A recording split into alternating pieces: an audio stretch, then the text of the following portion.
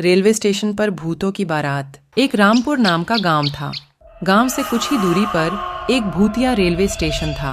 गांव के लोगों का उस रेलवे स्टेशन से आना जाना तो क्या, उसके आसपास भी भटकते नहीं थे, क्योंकि उनका मानना था कि उस रेलवे स्टेशन पर भूत रहते हैं। हर अमावस्या की रात उस भूतिया रेलवे स्टेशन से भूतों की बारात निकलती है, वह भी पूरे गाजे बाजे के साथ। बारात में एक भूतिया दुल्हा अपनी पूरी पलटन के साथ गांव में आता है और एक जवान लड़की को अपने साथ ले जाता है।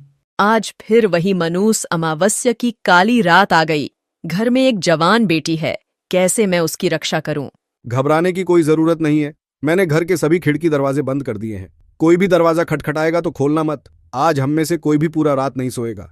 तभी दिनेश की बेटी रूबी बोलती है, पिताजी, मुझे कुछ होगा तो नहीं ना?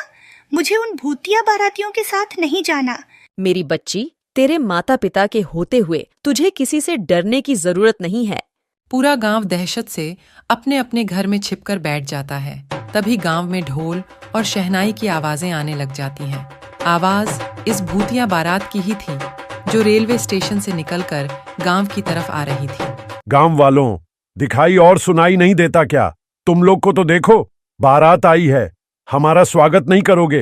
मेरी दुल्हन कहाँ है? कहीं दिखाई नहीं दे रही मुझे। अब भूतिया बारात गांव में आ चुकी थी।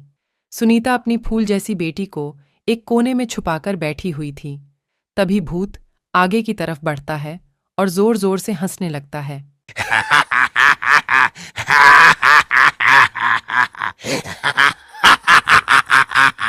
आज तो मेरी शादी है। बिना दुल्हन लिए मैं यहां से जाने वाला नहीं हूं। तुम गांव वाले मेरी दुल्हन को साथ विदा करते हो, या मैं खुद तुम्हारे मातम के साथ उसे अपने साथ ले जाऊं? गांव में पूरा सन्नाटा था, मानो गांव में कोई इंसान ही नहीं रहता हो। तभी वह भूतिया दूल्हा दिनेश के घर में दरवाजा तोड़कर घुस जाता है। तुम्हारा दामाद आया है, स्वागत नहीं करोगे अपने दामाद का? मेरी बेटी को छोड़ दो, वो अभी बच्ची है। उसकी अभी शादी की उम्र रही है। बेशक तुम मेरी जान ले लो। मुझसे झूठ बोलता है बुढ़े। कल तू ही तो अपनी बेटी के लिए दूसरे गांव में रिश्ता देखने गया था। मुझे सब पता है, सब पता है मुझे। मेरी बेटी को हाथ लगाने की कोशिश भी मत करना। मैं उसकी माँ हूं। मैं अपने जीते जी अपनी बेटी की शादी एक भूत से नहीं होने दूंगी। फिर क्या था, उस भूतिया दूल्हे को बहुत गुस्सा आता है और वह रूबी के माता पिता को वहीं जान से मार देता है। रूबी अपने कमरे में जैसे तैसे छुपकर बैठी थी। छोड़ो मुझे अपने माता पिता के पास जाने दे। पर वो भूत उसकी एक नहीं सुनता।